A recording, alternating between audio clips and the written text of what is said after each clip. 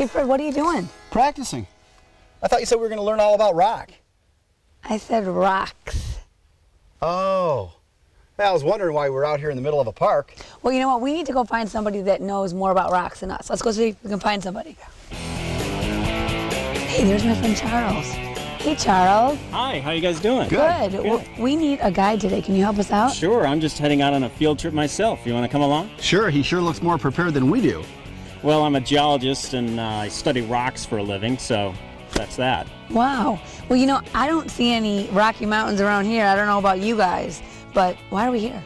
Well, at Waterloo and areas around here, there's some really cool rocks, but a lot of them are deep beneath the surface.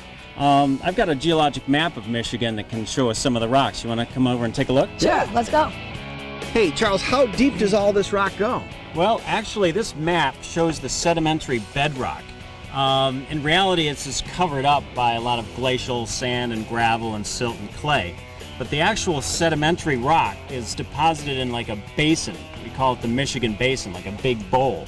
So actually at the center of that bowl or basin, these rocks, sedimentary rocks, go down thousands of feet, maybe 14,000 feet deep. You know, when you look at this map, it almost looks like a dartboard with a bullseye.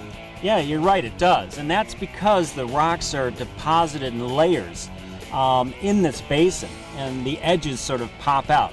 In fact, I think I have something I can demonstrate how that happens if you want to come over here. Cool. Let's check it out. Okay, well, actually, speaking of sedimentary rocks in the Michigan Basin, we can demonstrate this geologic structure just using Play-Doh. Cool. Cool. Okay. Now, Kelly, if you hold this will represent like the Michigan Basin. Remember I said it's like a big bowl?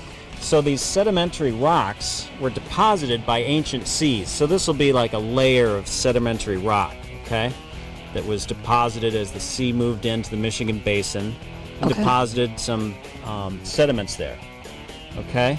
Then millions of years later, another layer of rock. Just think about the Grand Canyon, right, with all those layers you see? Yeah.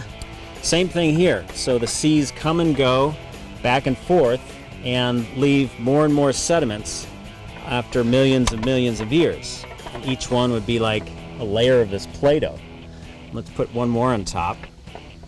So now, basically, if you hold that, I'm going to take a wire and just try to cut the top off. And what this represents is the glaciers and erosion that scoured off the top of all those sediments, okay? Cool. You can see it's sort of a bullseye. Very cool. And it looks kind of like our map. All this talk about deep terrain in the Grand Canyon, it almost seems like we're out west. So is there gold around here? Well, funny you should ask that. Not a lot of gold, but let me show you something down here to help explain. I've got this bag of ice that'll represent the last glacier. Actually, there were several glaciers that moved through the area. As I mentioned earlier, our map over there showed the sedimentary bedrock. But the actual glaciers moved and crushed a lot of that rock and stone. And even up in Canada, where there was some gold and even diamonds way up north, when the glacier moves across the terrain, it scrapes all that material down. So actually, and then when they melt it away, we can see that all that sediment, in fact some of it is derived from way up north in Canada where there is gold and diamonds. Some has moved south and covers up this area and the bedrock. So yeah, it's possible. I don't know if we'll have any luck today. I had no idea there was so much going on underneath our feet. Did you guys?